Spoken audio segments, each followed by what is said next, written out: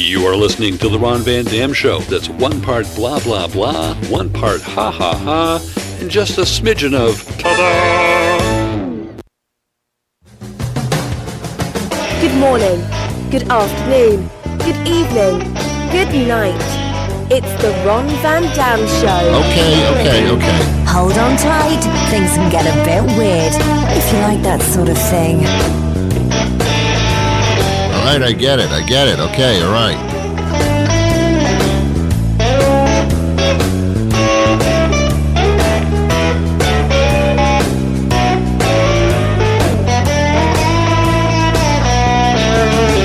Hey, welcome to the program. It is the Ron Van Dam Show. I'm part of that title. It's got my name in it, so it better be good. Let's do it.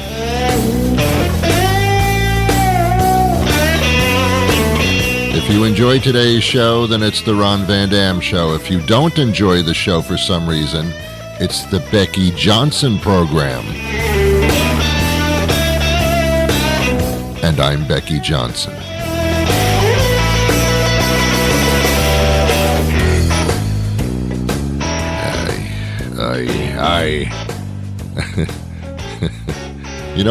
You know what I wanted to be on Halloween all the time when I was a kid and a young adult and an older person?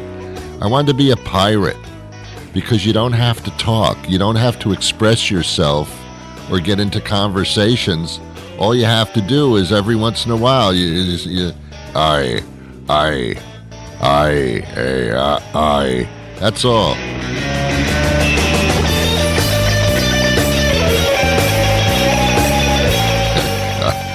I don't know what to say. I don't know.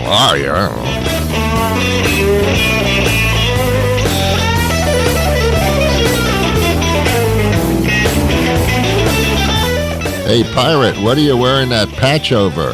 My eye.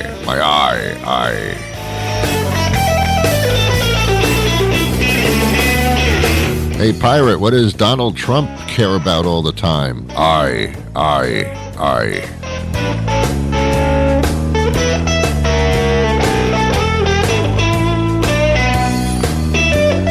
You want to make sure everything's done completely. You got to cross your T's and dot your what? I's. You got to dot your I.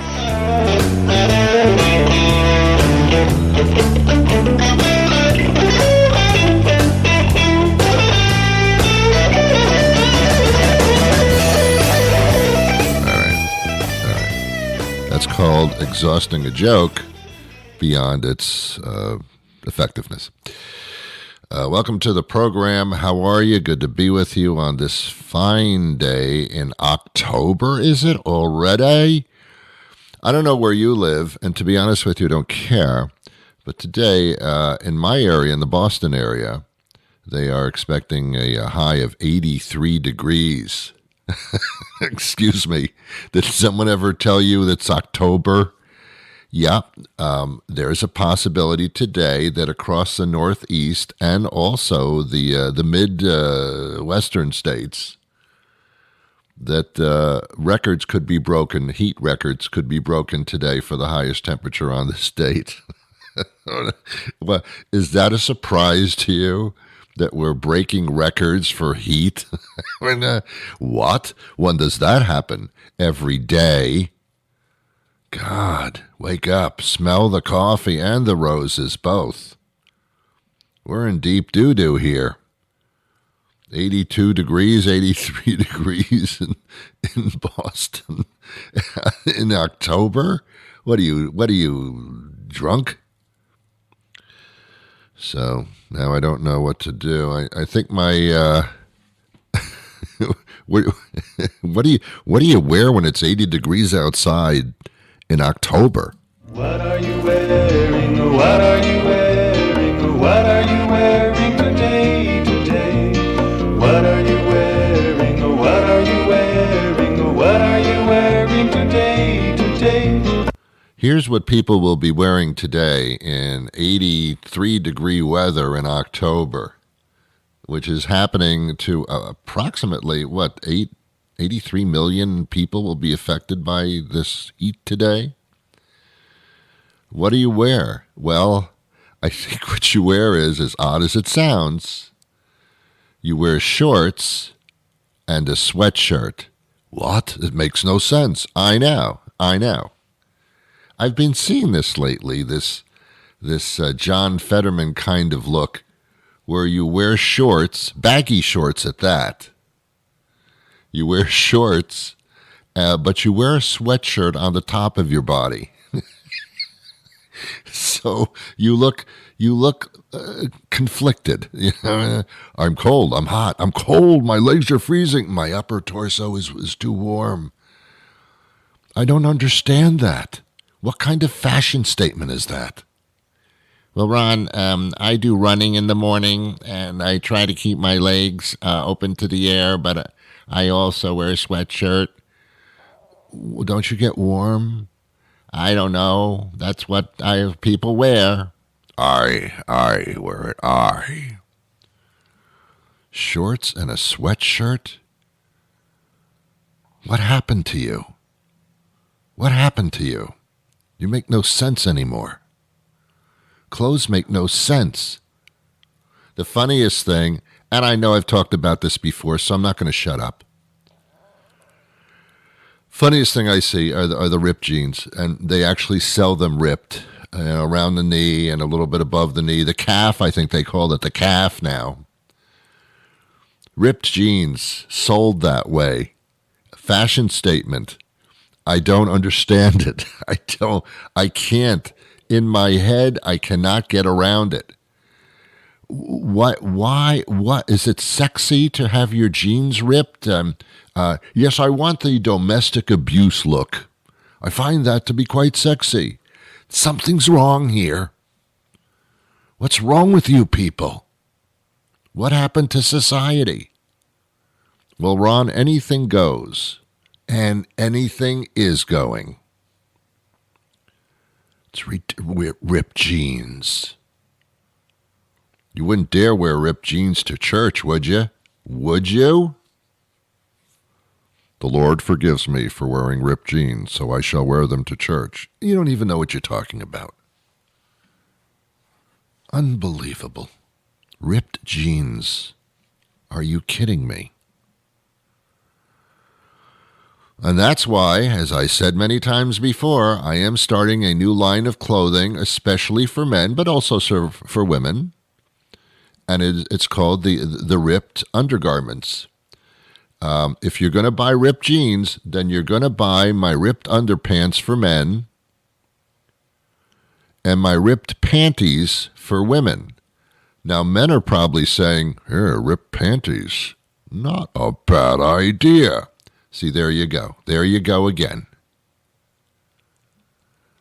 Ripped underpants? I don't think men or women want that. Would women find that? Oh, look, he's got ripped underpants. I don't think they would go for that. Men, ripped panties? Yeah, you got yourself a business. So, any takers? You want to invest in my company? RVDs, ripped BVDs. Do you want to get into it, huh? Do you want to get into it? You have to fund it. Go fund it. Go fund me.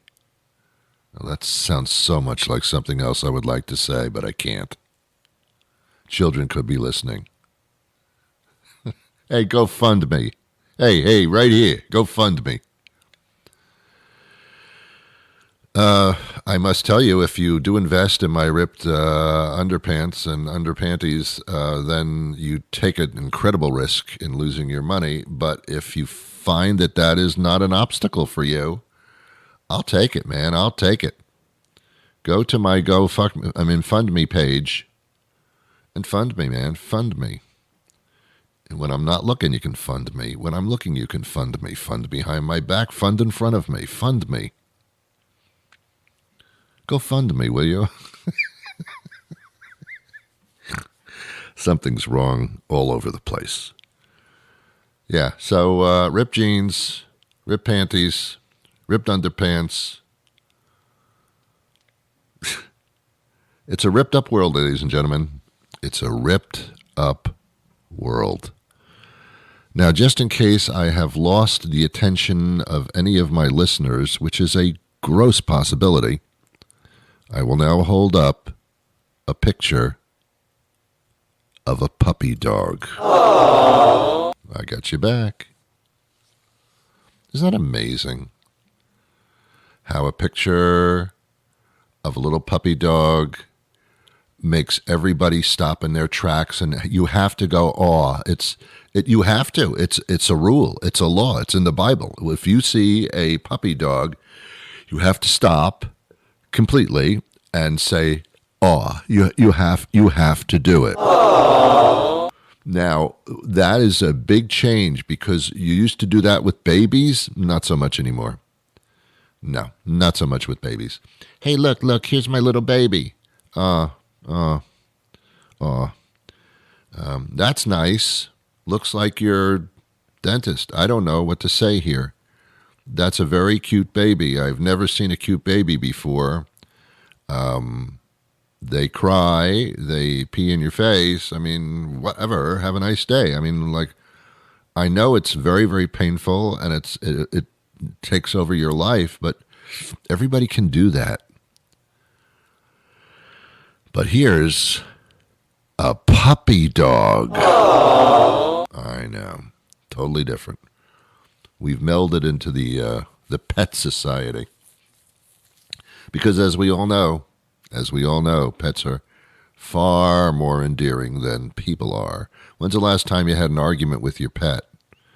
They don't argue because they don't speak English. Or any other language, I'm sorry. So no. Yeah, maybe a dog will bark at you here and there, but, okay. But when people bark at you, whoa, get out of my life. Oh, that's like heavy. They can insult you and turn you into a mad person. Dog, not so much. So, I don't know. I think our society has changed somewhat, don't you? We have turned into a cult society, ladies and gentlemen. We've always been a cult society. We always have. Everything we do that we're interested in, and we drop everything else for that. And we pledge our allegiance to it no matter what it does, no matter how it harms us. That's a cult. That's an obsession. And right now, in our society, we are into obsessions and cults. Very dangerous time of life, ladies and gentlemen, in our history. But yet, this is where we are. And we also have ripped jeans. Put them all together, it spells mother. I'm telling you, man. I'm telling you. Got to be careful these days. Got to be careful. All right. I have a guest coming up shortly. Not that my guest is necessarily short. Could be. I don't know. Not a lot of people are tall. Some people are short. I mean... Some people are smart, some people are stupid, some people are tall, some people are short, some people are skinny, some people are fat. That's what makes this world a wonderful, beautiful place to live in. Not so much the different cultures, but the different sizes. I think that's interesting. I ordered a T-shirt yesterday from a place called Custom Ink. Sounds like a tattoo place, but it isn't. They put stuff on T-shirts. Now, I have a company, New England Broadcasting, as you probably know, and Televisuals, as you probably know that as well. Maybe you do, maybe you don't. I don't know. So we decided to get some T-shirts for people. And we had some imprinted, lovely black T-shirts with the name of the company on it. And I had them made up, and they sent me a sample. And I found that the T-shirt was too small. For me, I am an extra large. That's the way I take my coffee. That's the way I like myself, extra large. I probably should be happy just being a large, but no, I must be extra large. Am I fat? No. I'm 6'3". I weigh about 215 pounds. You know, I got some substance going on here. But this thing was too short. I mean, the T-shirt was like above my belt line. And I'm still young enough where my belt line is down at my hips. The older you get, the higher your pant line gets. My pant line has not moved, so I guess I'm all right. When your belt line is up to your breasts, you move to Florida. These are rules. I don't make them up. This is the way it is. Get with the program. I don't have to move to Florida yet because of my belt line. It's still low. I still wear my pants on my hips. I still have hips. Still have an ass. I think I'm doing all right. I am doing all right. You know, Pirates for Punishment, they made you walk the plank. I don't know about that. I'm not into that. Isn't that like a diving board? What's the difference? Walk the plank. Dive on the diving board. What's the difference? I don't know. I'm not sure about that. Why do pirates only have one eye? Why? How come they don't have two? What happened to them? What do they do that makes them lose an eye all the time? Run with scissors. That's the answer. Hey, this is a boat. Don't run with scissors. You're going to put your eye out like all these other people. All of us. We ran with scissors. We know what happens. This is what happens when you run with scissors. The entire pirate community can attest to that. I have no idea what I was talking about previously. Oh, the T-shirts. So I called up the custom ink people, and I said, look, I think it says extra large on the T-shirt, but it doesn't fit me like an extra large. I have extra large T-shirts, and they all fit me fine. This one is tight, and it's too short. And they said, well, we're going to take care of you. We're going to get you another one. We're going to get you another one right now. And so they're making up another one for me. I thought that was really nice. I kind of sat back in my chair after that, and I thought, wow, for once, a company that does something properly. I'll tell you why I'm pissed off about something else, and this is just to kill time. I have a Sony TV, thank you. It's in my living room. It's a big sucker. Sony TV, beautiful TV. Everything's wonderful about it. Every once in a while, computers, TVs, smart TVs, they do updates. And they happen while you're sleeping. You don't know when an update's going to occur. They don't tell you. They tell you when it's been done, but they don't tell you anything else. So an update was done through my smart TV automatically through the Wi-Fi thing, and I don't understand how that works either. And all of a sudden, my TV don't work. It doesn't do what it used to do. It's missing some of the setting options that used to be there. Now, for some reason, they're not on the menu anymore. So I called the Sony people. They were very nice. I actually got to speak to somebody. Ooh, these days, that's amazing. Spoke to a guy, admittedly, didn't sound American, but whatever at this point. And he was very, very helpful.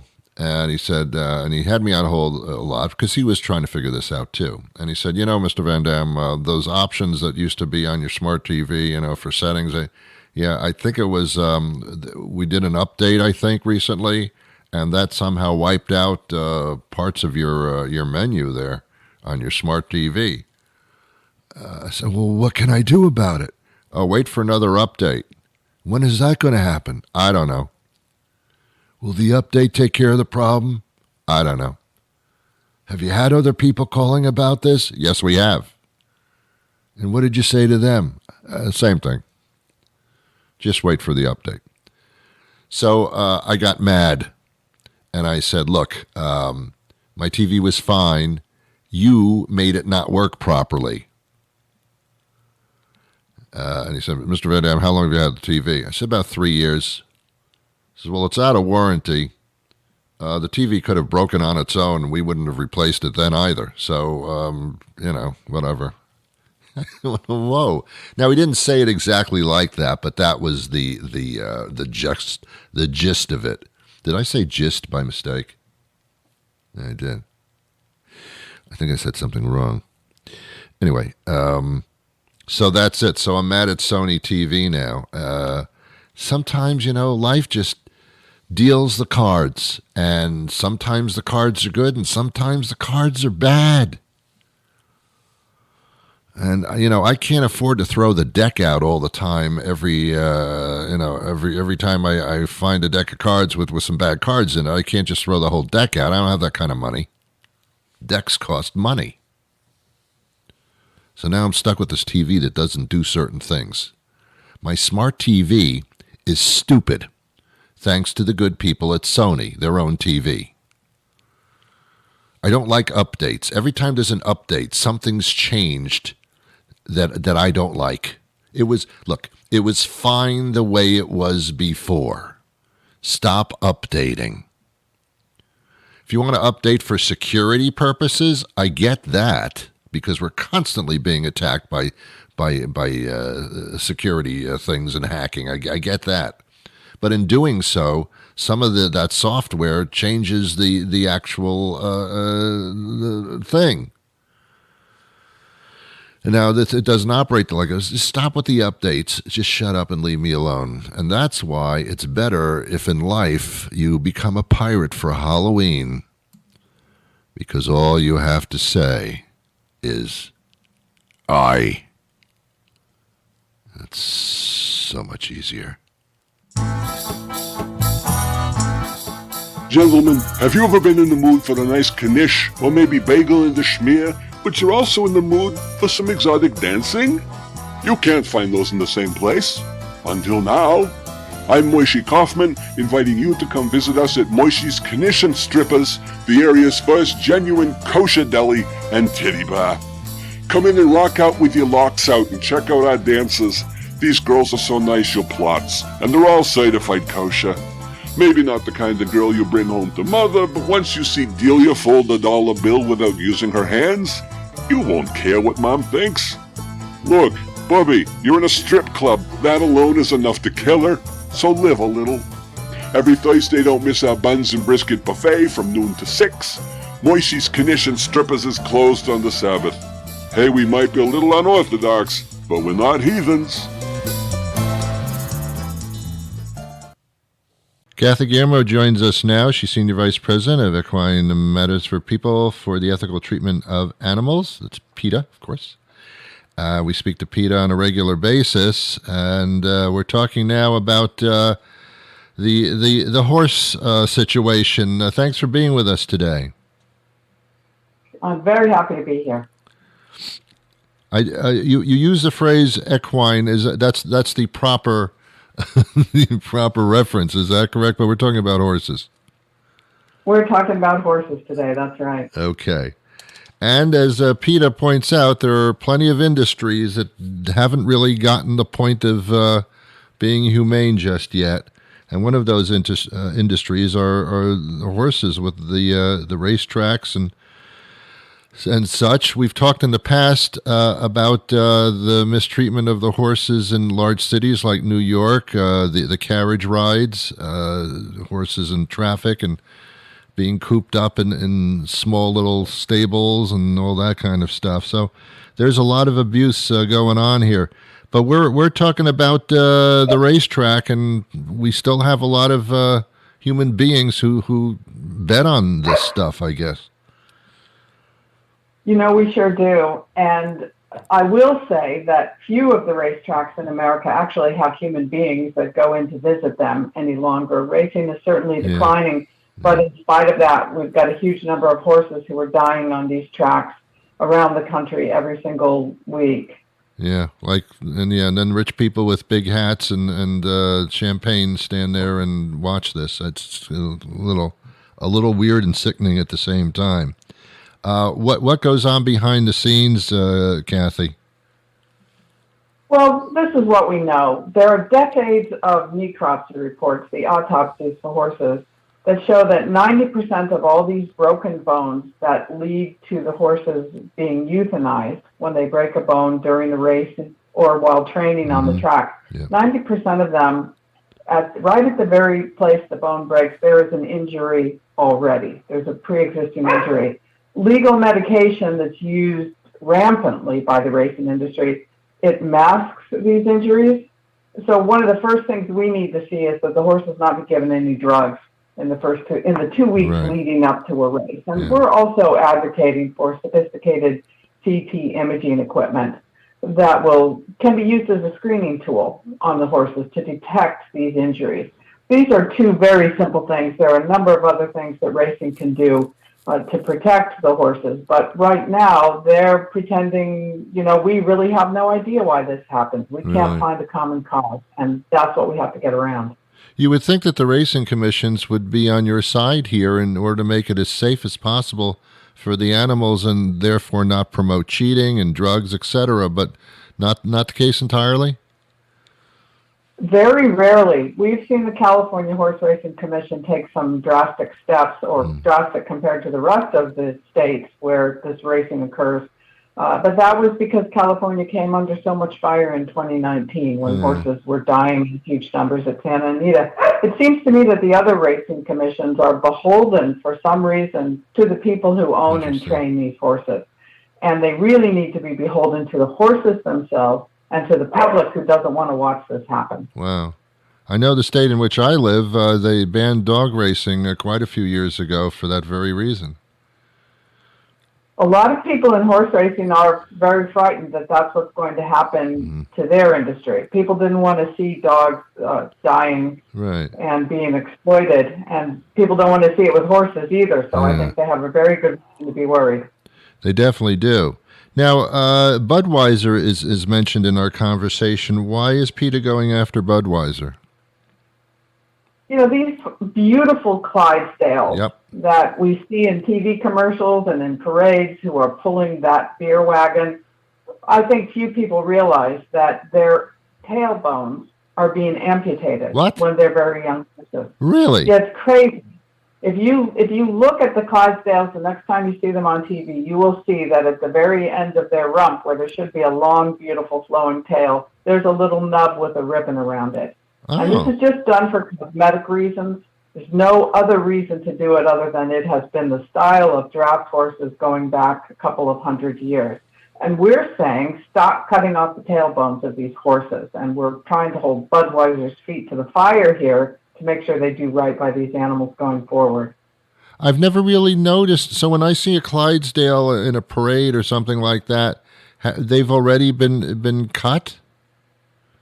That's right. This happens at the ranch where the horses are born and where they're taken care of when they're young, the Warm Farm in Missouri. And we did a video investigation, and we showed these little tiny tails off the end of these horses' backs. And, the tails are part of their spine. It's a very serious surgery or injury that they're creating to the horses. They're entirely cutting off their defense against insects because horses need that.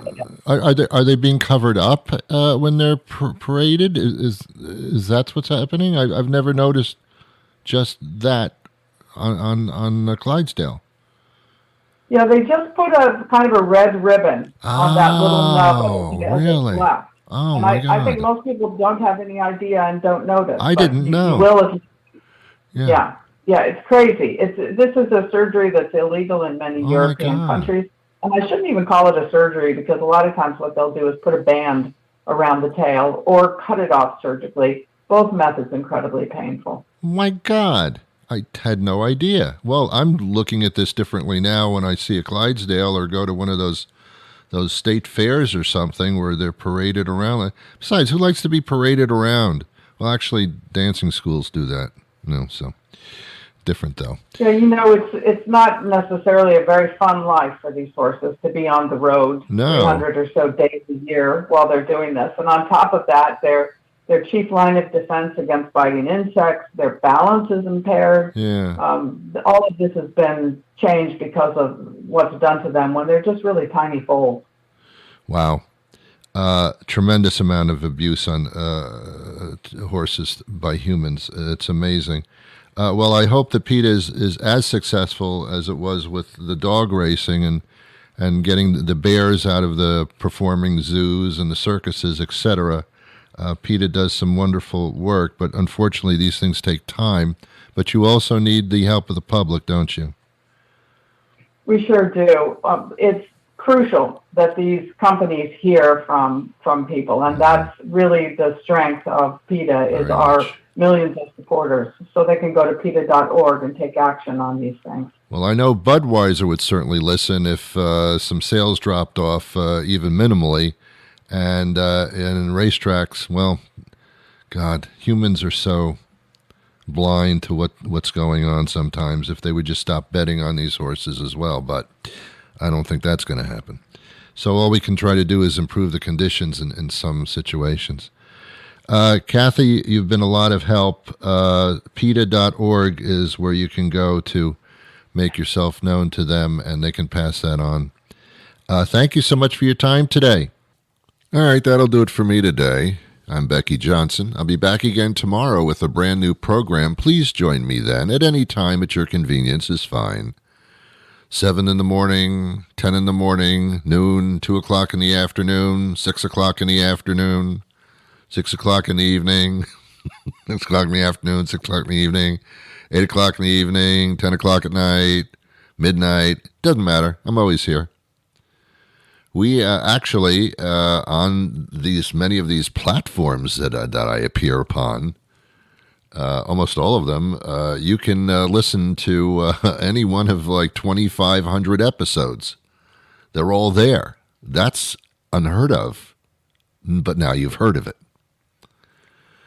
Okay, kids. By the way, again, my social media manager says, please, whatever you're listening to this thing on, unless it's a radio station where you can't do this, please like me. You don't have to love me. You don't have to go out to dinner with me. We don't have to have conversation. We don't have to swap bodily fluids. Just like me. I mean, is that a lot to ask? I'm not that bad. And if you want to subscribe to the show, hit that little thing too. I don't know what it does. I guess I send you a magazine. I don't understand what that is. But tap on, hit everything that's good, okay? And I would appreciate that. And actually, my social media manager would appreciate that. And she's told me to say that. Okay, have a great day. Until next time, I wish you peace.